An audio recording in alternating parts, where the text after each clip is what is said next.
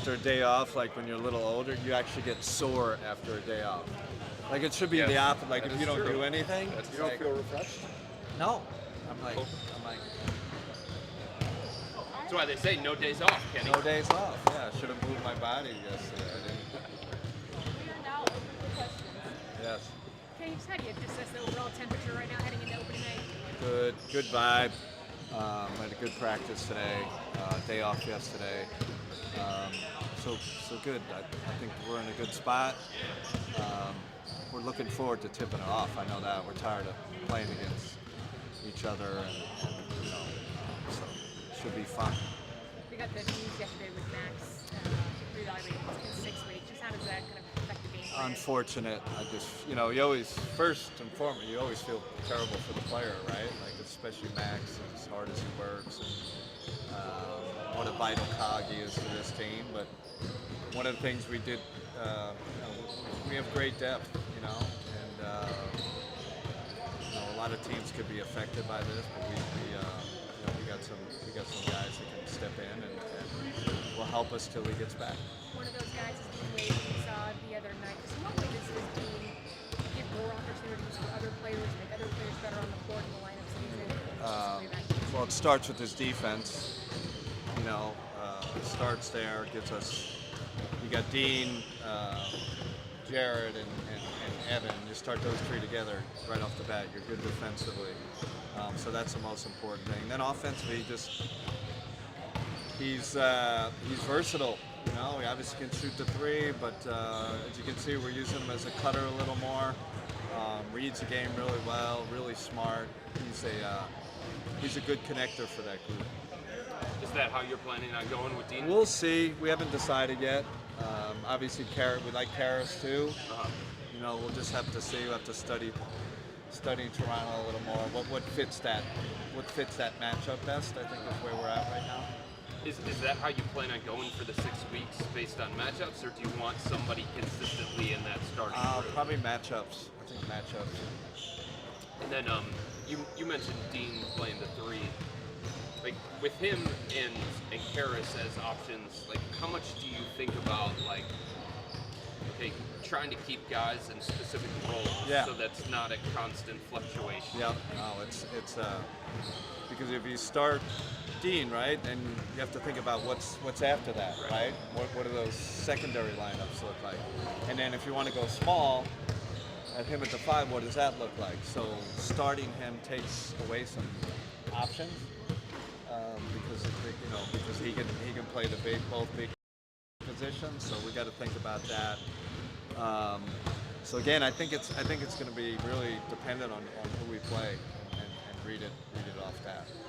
What type of challenge can that be to balance not just who starts based on the matchup, but also the ripple effects that it has? Yeah. You have to think about that maybe changing on individual nights. Yeah, I mean it's huge. Everyone first thing they think, well, what does the starters look like? What do those second rotations look like? What do the third rotations look like? So that's a big part of the decision because we have to have balance, right? We can't have the starting lineup really strong and then kind of 2 lineups down and we're weak. We got to find that balance, and that's defensive and offensive balance. Do you think that changes at the end of the rotation too? 10, maybe 11 max.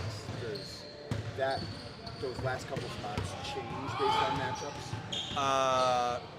No, not necessarily. It's more who they're going to play with, right?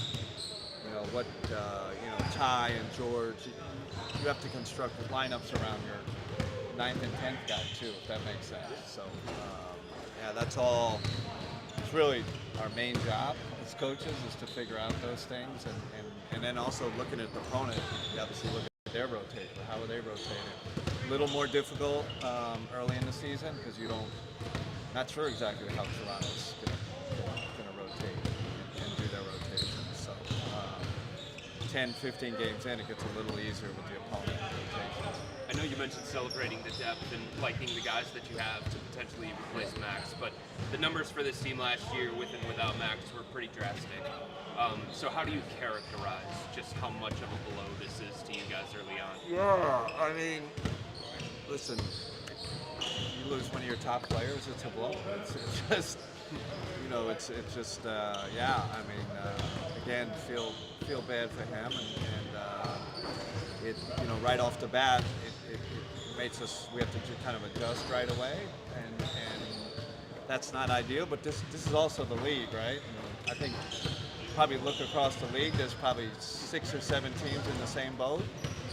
And sometimes it happens in the beginning of the season, sometimes it happens quarter of the season through. So this just hit us right away. But it's a big blow because he's an important cog in our team. Harris talked last year about being comfortable in certain situations and not being pulled away from a certain role that he has, especially being 6th man. How difficult is that to have him kind of fluctuate? I texted him the other day. I said, "Here we go. You got to do it all. You might start. You might come off the bench." I think Karras has accepted that role, and he's done it well for the Cavs. I know in Brooklyn he did it well for us. He understands that's his role. He's the ultimate team guy, ultimate high character player. And I don't worry about him too much. Now for us is really to find that niche. We got to find it for him, what that looks like with Max out. And that's, he's obviously a really good ball handler. So how does that work with Darius and Donovan? What big is best for him to play? All that stuff comes into play. You had touched on Dean and Harris being options for Max while he's out, just replacing Max and certain that, but you had also mentioned smash days. Can you expand a little bit, all options kind of be on the table, just plug and play, so you're able to use the lineups? Yeah, you're saying, it could be more than Dean and Karen? Yeah, I mean, we could throw that out there. I think it's not necessarily those two. It could be somebody else. But again, we have to figure that out. That's what we're in the process of doing right now. You guys There's been open combinations of guys that you really like playing together. And now got 2 guys, 3 guys together that you like that mix. Yeah, I mean, we're not we know what's worked in the past, and that's valid, right? You have to respect that. You have to trust that. But we also have to find areas of where maybe something hasn't worked in the past, but maybe with a different style of play it could work.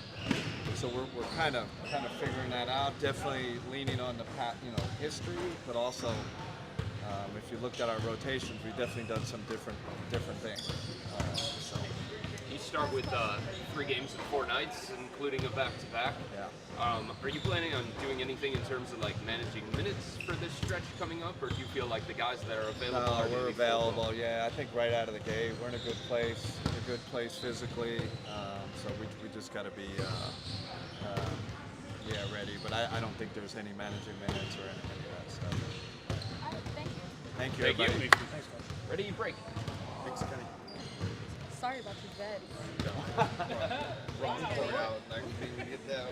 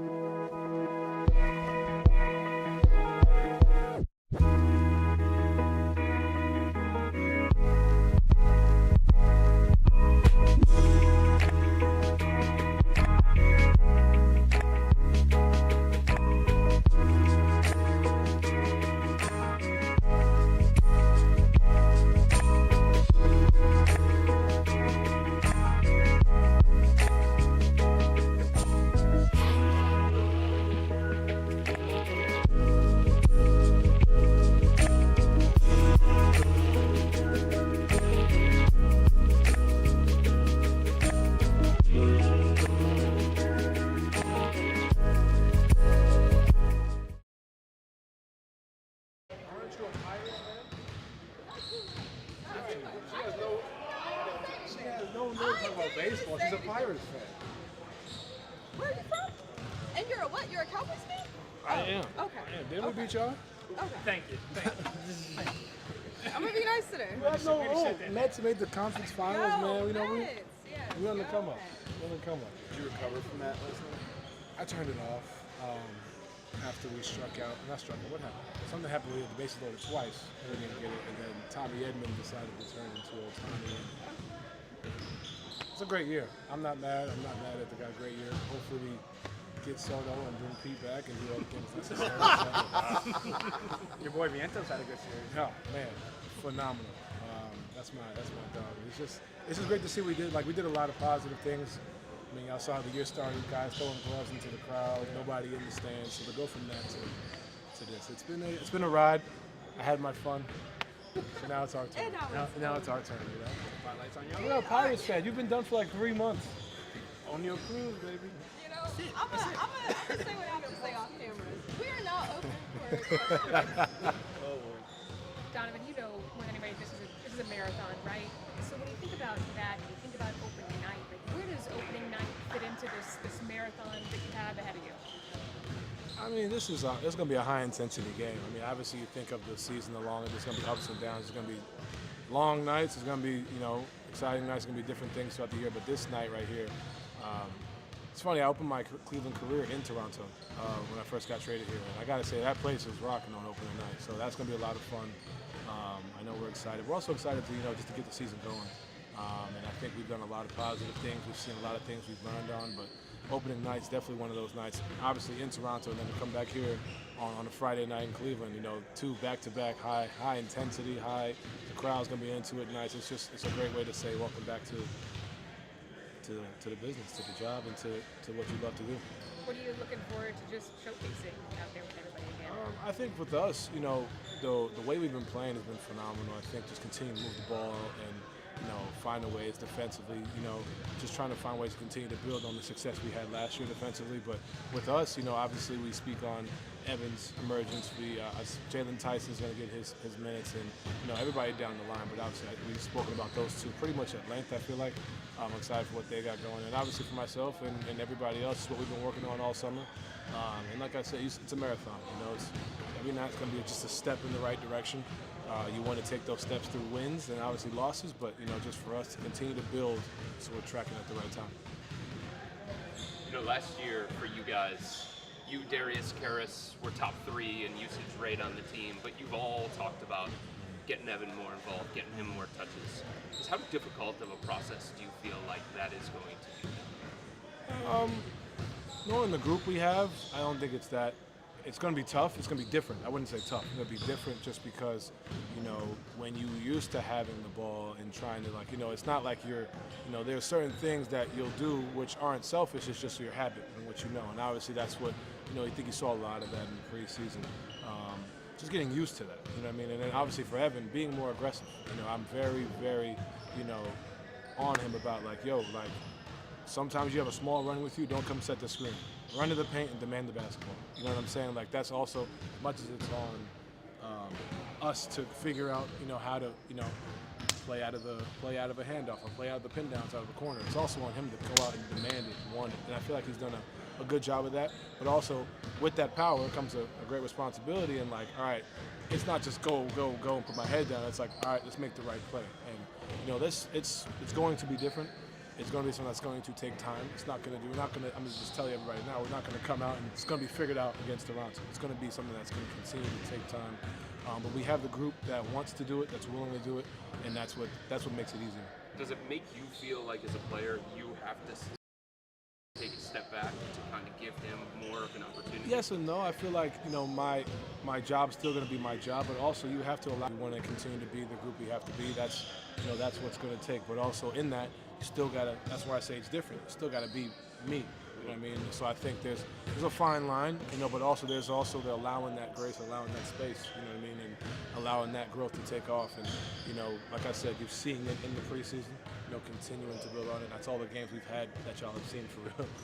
But we've seen it in practice, we've seen it in camp.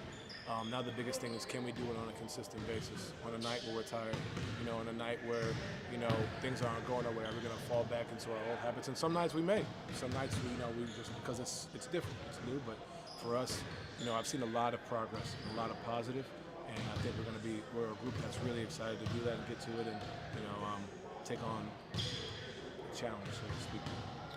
If Dean is the one that gets inserted in that starting three spot for Max, what do you think that extra size provides to the rest of the starting lineup? It definitely helps, obviously with having myself and DG who are, smaller guards, but then also you have a guy who spaces the floor just like Max does. Obviously doesn't move as much as Max, but also allows, from a rebounding standpoint, from taking on a challenge on the wing standpoint, you're able to switch coverages differently. You're able to game plan a little bit differently when you have that size and length. And then obviously a guy who's getting to those corners, sprinting, getting into the actions, handbacks, keeps, can get to the rim, can finish, but also shoot the ball really well. So if it is Dean, we're definitely excited to have him in there. Whoever it is, obviously we trust whoever it is to kind of be in that lineup and get to it.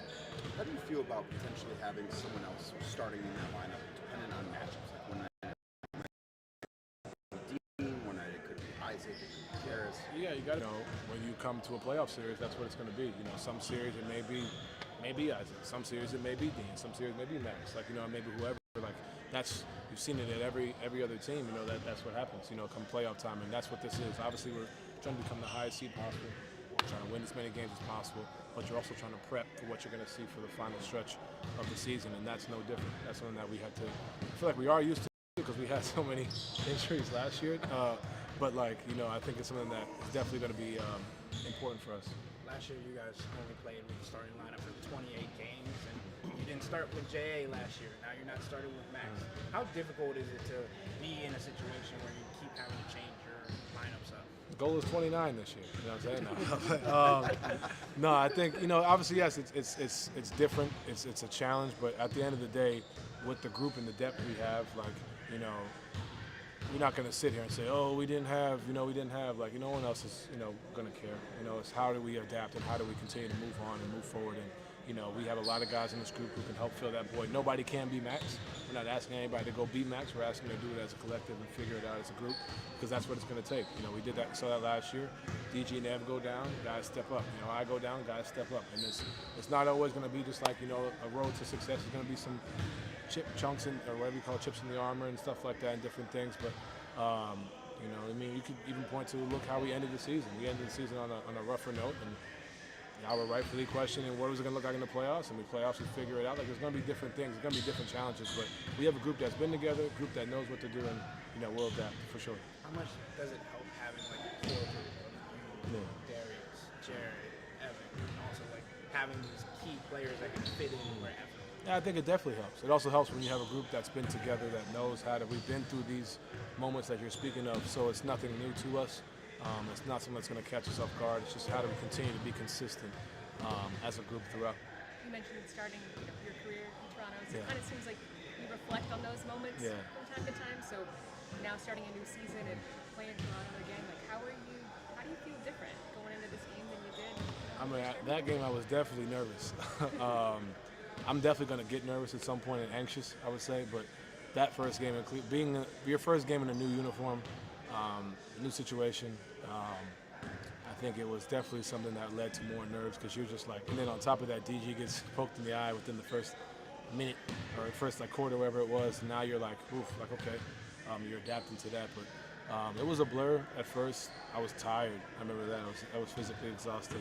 But it's just something that you appreciate the little things along your journey. And now being at my 8th opening night, it's a calmer presence for sure. But more so, when the moment comes, I'll definitely be anxious and excited. But you never forget your first one here. And yeah.